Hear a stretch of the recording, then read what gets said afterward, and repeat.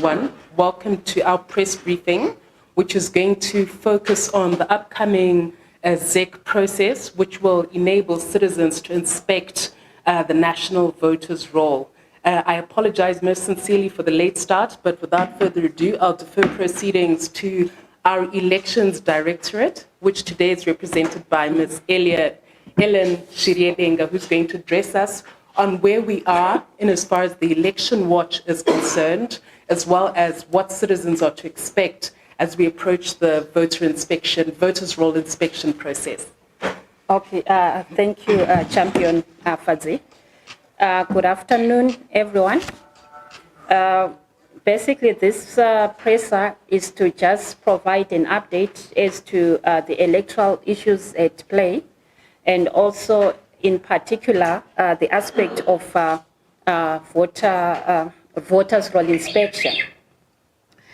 But as you are all aware, and I'm sure some of you have been reading through some publications, if we are to go by the timelines as projected in our Constitution, our election should be between the 20th of August and the 26th of August 2023. Those timelines about due date expired in August, and also if we are to use the current current delimitation report, which was gazetted on the 20th of February, what it means is that the 6-month time lapse is on the 20th of August 2023. So the projected dates for the elections are between the 20th and the 20th of August and the 26th of August. Be that as it may, last week ZEC announced the voters' roll inspection, which is supposed to commence tomorrow, the 27th of May, to the May of the clarity that elections are here. The proclamation of June. In that regard, we'll want to discuss issues relating to elections. First and foremost, we're looking at the biometric voter registration process. Section 26A of to the issue that our proclamation. So what it means is that the BVR, the voter registration process, is anyone who wants to register as a voter should register before 2 days before the proclamation is done. So as the CCC, we are calling upon all Zimbabweans who are eligible to vote, to register to vote, who are 18 years and above. We have not yet registered, to say, let's utilize this short window. Let's get registered before the second day after the proclamation, because if one does not utilize that opportunity, what it means is that he or she won't be able to vote on election day in August. And that in itself, clearly, it means that, one will be sitting away his or her responsibility, to make political and democratic decisions. And ultimately, what it is that, out there would make the decision for him or her. And there will be a risk then that, wrong leaders will be elected into office if you don't take up the call and take it as it's your responsibility to register to vote and to vote at the end of the day. The ZEC district offices are open. Voter registration is a continuous process, so let's utilize that opportunity.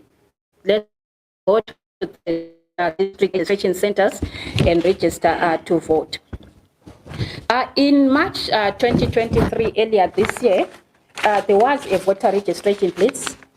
And of course, as the CCC, we took up this opportunity mobilizes together with other stakeholders out there.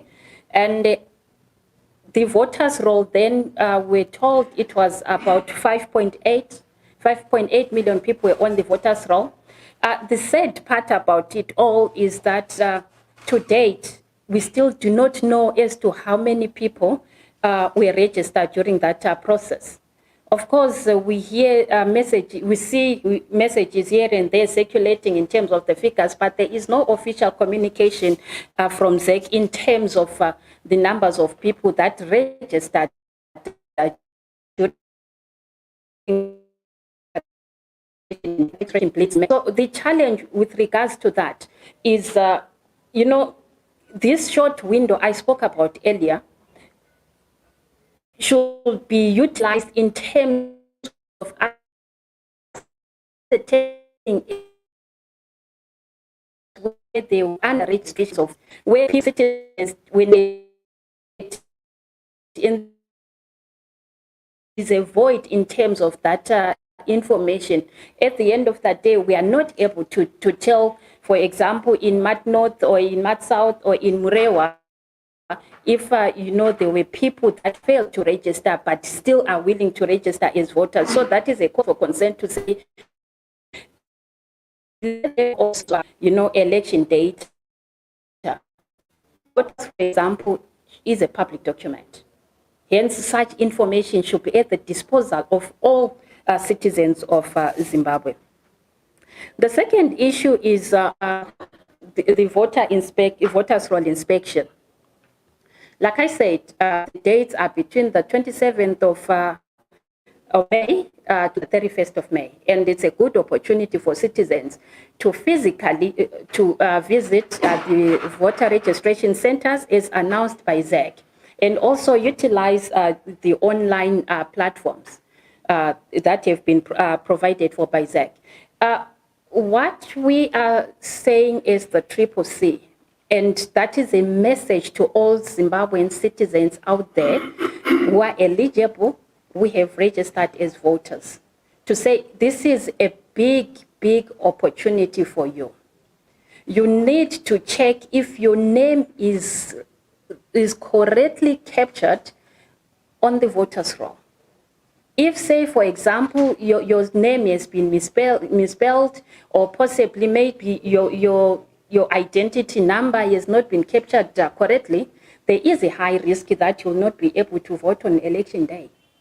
So rather, instead of you exposing yourself to that risk, just take up the opportunity, visit the registration center at ZEC, at the ZEC inspection offices, and also at the same time utilize the online platforms. And secondly, the reason why we implore upon citizens to take up this opportunity is because we just come from a delimitation. There are lots of changes with regards to constituency boundaries, ward boundaries, and even some polling stations have been changed. You might be used to your own traditional polling station only to wake up today and be told, no, your name is not in that polling station. So really, this is an opportunity for people to go out there and check and inspect the roll to see whether their names are still in at their respective polling stations where they used to vote at. And be that as it may, we are receiving reports from the citizens out there, which we will be referring to ZEC for redress. For example, we have people in Ward 18 here in Harare, which before delimitation was Harare North. But now when they try to check in the BVR online system, they are still reflected as being under Harare North. Yet currently, with this current delimitation, they are supposed to be in Harare East. So we've received numerous queries in that regard to say that they have not been in terms of the new delimitation boundary. So that is one issue that we are relaying to ZEC to actually address.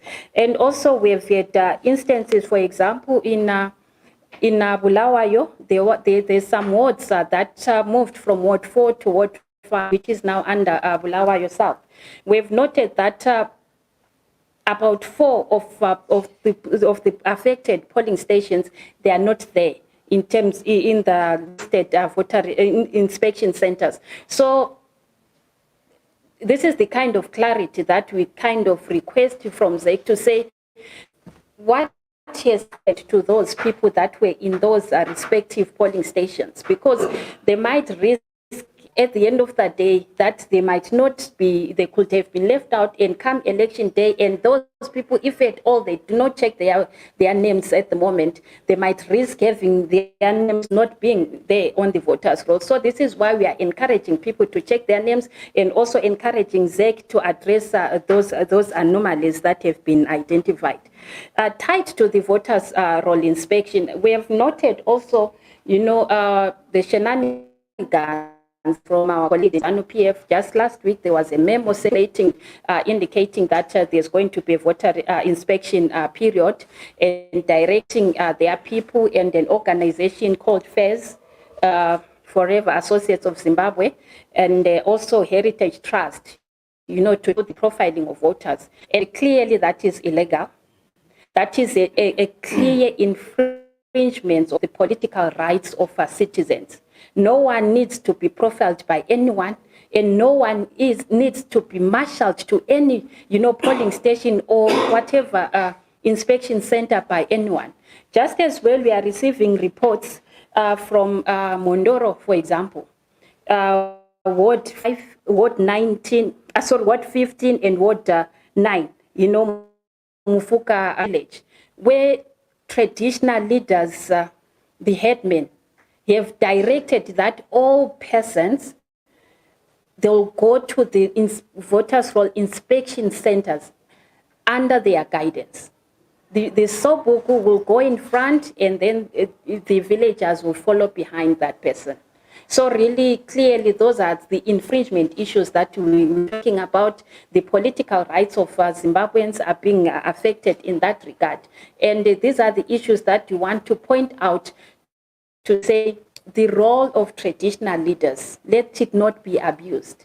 We all know that traditional leaders are supposed to be non-partisan, and they are not supposed to be marshaled. And remember also, during the by-elections last year, we complained about the aspect of command voting, where also, and including some traditional leaders, we're actually forcing people to declare illiteracy so that they'll be assisted voters. So these are the issues that we've been highlighting, to say we are approaching an election. Let people exercise their free will to choose the leaders of choice. The third issue is the voters' roll accessibility, credibility, and verifiability. Yes, we've told the voters will be ready for inspection. Clearly, what it means is that the voters' roll is available. So we, as the stakeholders, we continue imploring to make the voters' roll available. The voters will document in accordance to our constitution, and go to a person who pays the money according to our laws, right? And also, be that as it may, one has an option to say, I want a soft copy of the voters' roll or a copy of the voters' roll.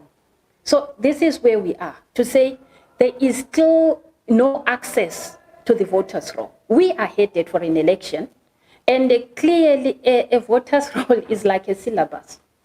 If you go to an exam, having had the syllabus, obviously you'll find you get a lot of surprises on exam day. So really, this is what I'm saying. We need the voters' roll. Let that voters' roll be given to the public. And remember, the way voters' roll should be verified, should be analyzable. We want to analyze that voters' roll. It is our right as Zimbabweans to make sure that we analyze.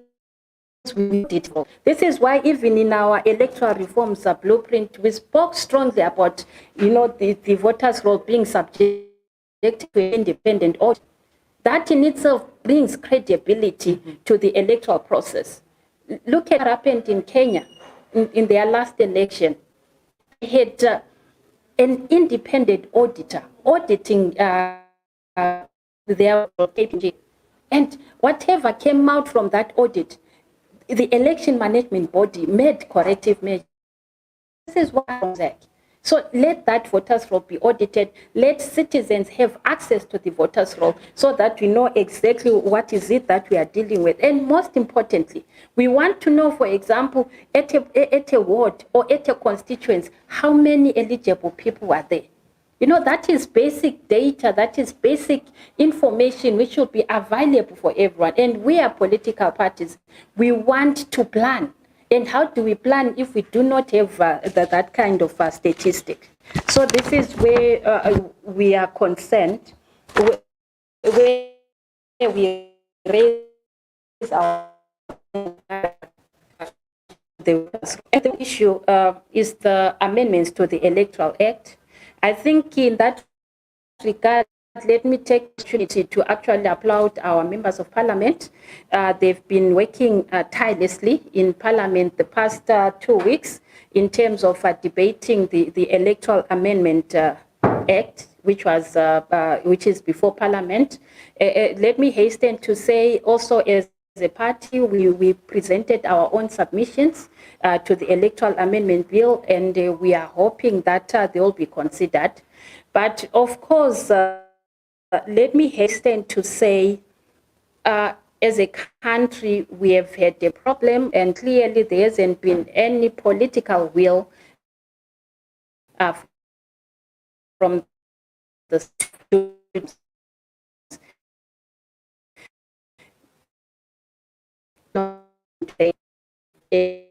Electoral laws have not been aligned to the state or the Ministry of Justice, Parliament, or ZEC to implement something new. We are simply saying, let the electoral laws be aligned to the Constitution. And more so, there are some reforms that really do not need an act of Parliament. Those are what we call administrative reforms, which are within the purview of ZEC. In the sense that they build credibility to the election, to the electoral process. For example, we talk about issues around, results management.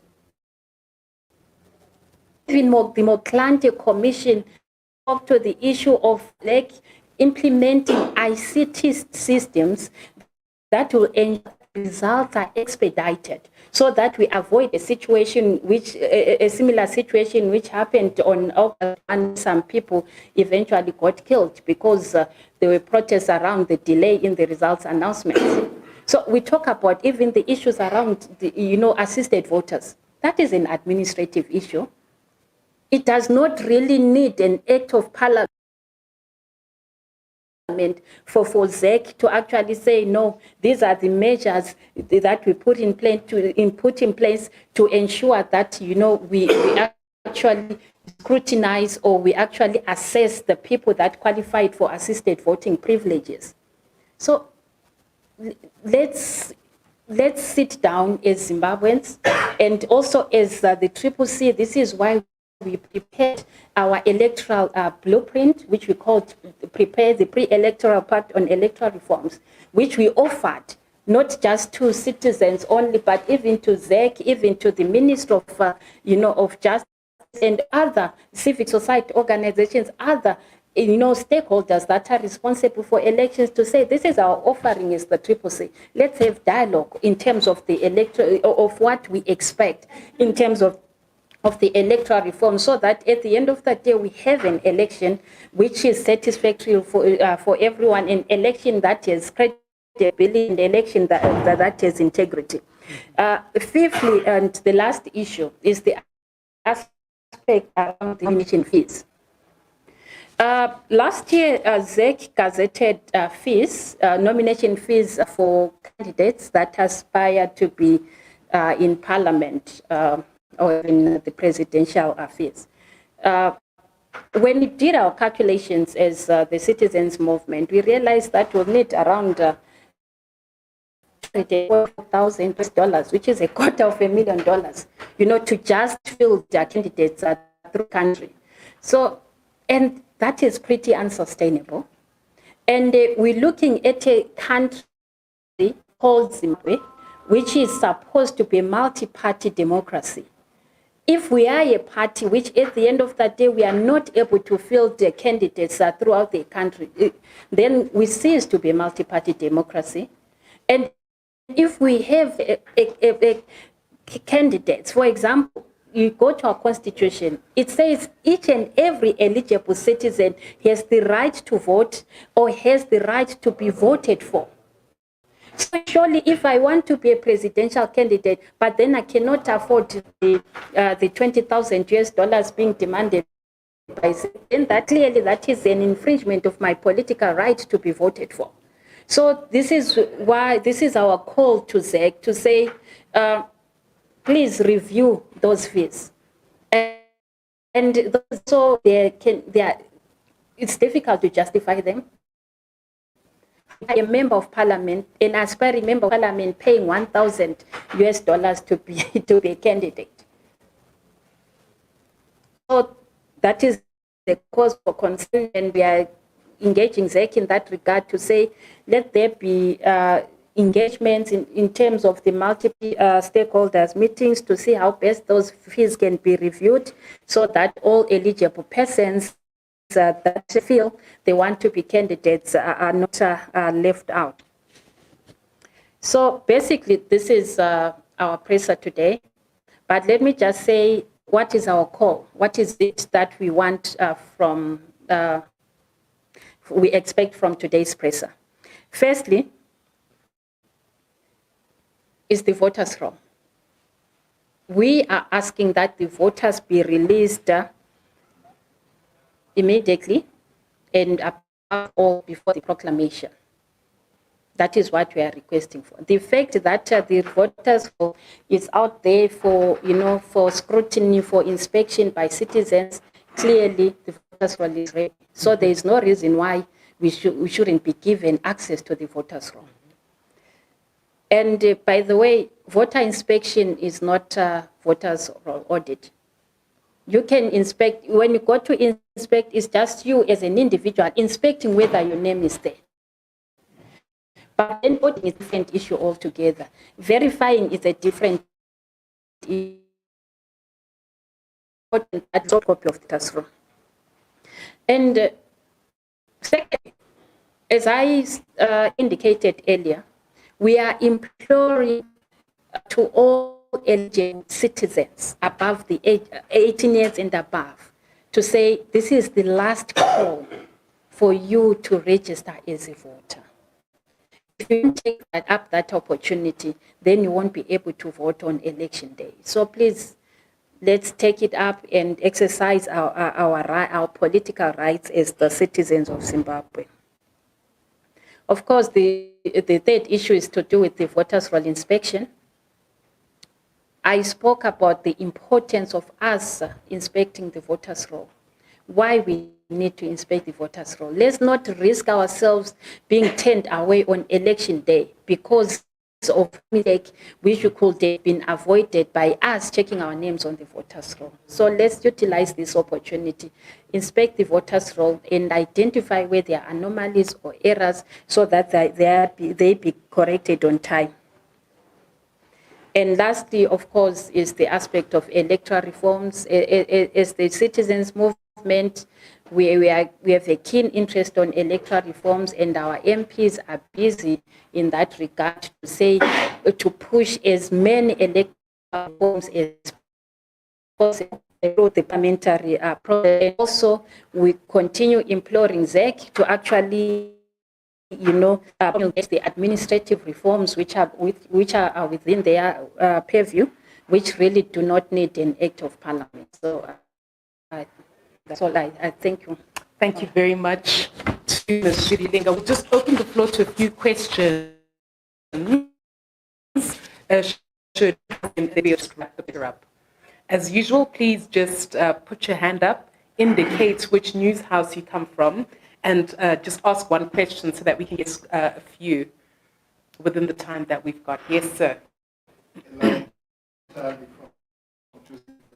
Alluded to the ZANU-PF organizations giving access to the voters' pool. What implication does it have on the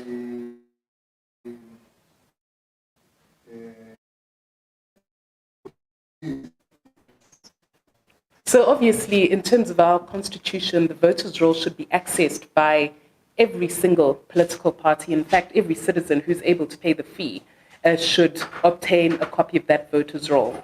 What we've seen since the voter registration process is that it would appear that ZANU-PF has a copy of this voters' roll. Why do we say this? You saw all the WhatsApp messages or the SMS messages that everyone was receiving, which were allegedly from Mr. Idi Mnangagwa, saying, please join this WhatsApp group that belongs to ZANU-PF. What's interesting about those WhatsApp messages is that they correlate with the new boundaries and not the old ones. So it's obvious that there are two issues. Voters' roll doesn't phone number. The question that we ask is, how did ZANU-PF obtain each and every citizen's phone number? That information is in ZEC's database.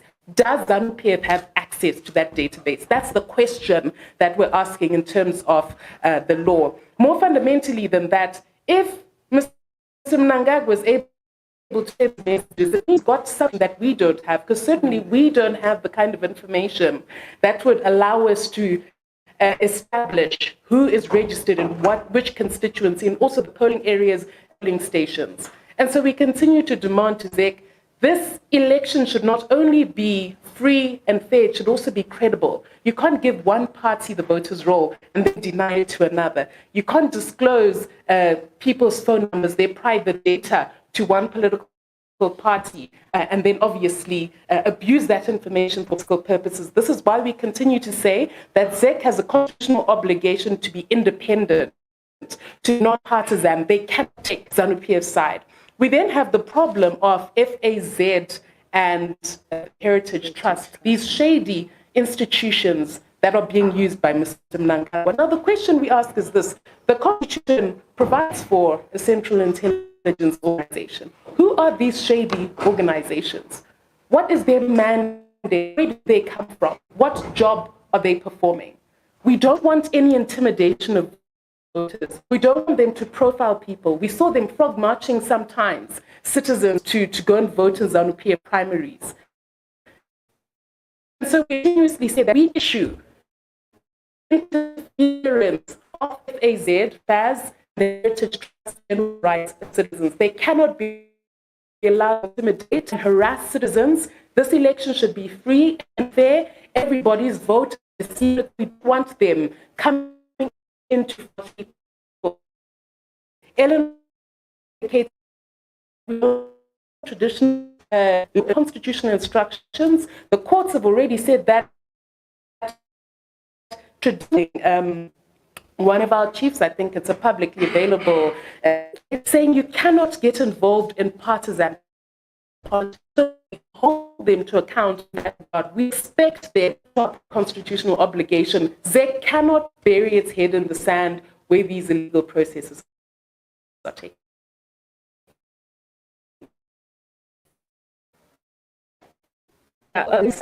This is why we keep on calling for an enforceable code of conduct for parties that are involved in electoral spaces. For